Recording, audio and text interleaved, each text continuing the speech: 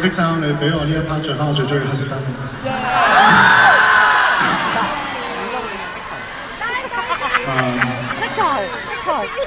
真係好感恩，好多謝每一位啦。其實我唔係一個好識得講好肉麻嘅一啲説話嘅一個人，真係講真，我對住我阿媽我都真係，所以我好多嘢都真係成日話在心中，在心中。其實真係有好多嘢，我相信人係有一個能力係可以感應到我哋嘅每一位，只要我哋打開我哋嘅心扉去感受我哋身邊嘅每一個人嘅時候，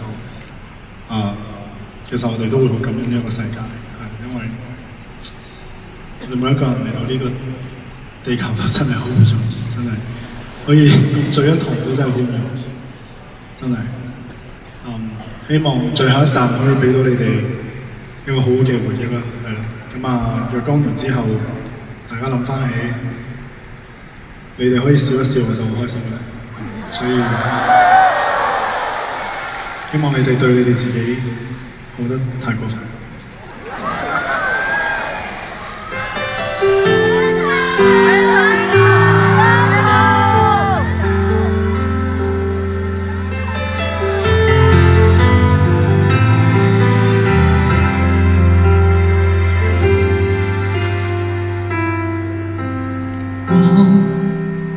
這份愛不止抱歉萬次，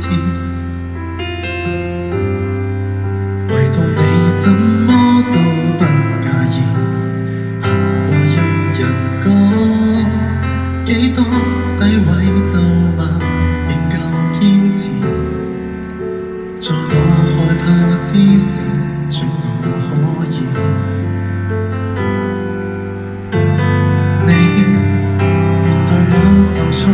比起我更在意，然後你禁不住糾結望向天，盼望放晴。當然你沒可能逆轉天意，但你不自量仍然去試，令我忍着淚從頭開始。誰可得太過分？誰死心塌地作我回憶？冷淡仍微笑着，若要哭得比我狠。誰不准我慰問？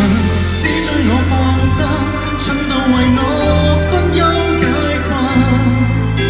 即使我明明有錯，一雙腳如何分進？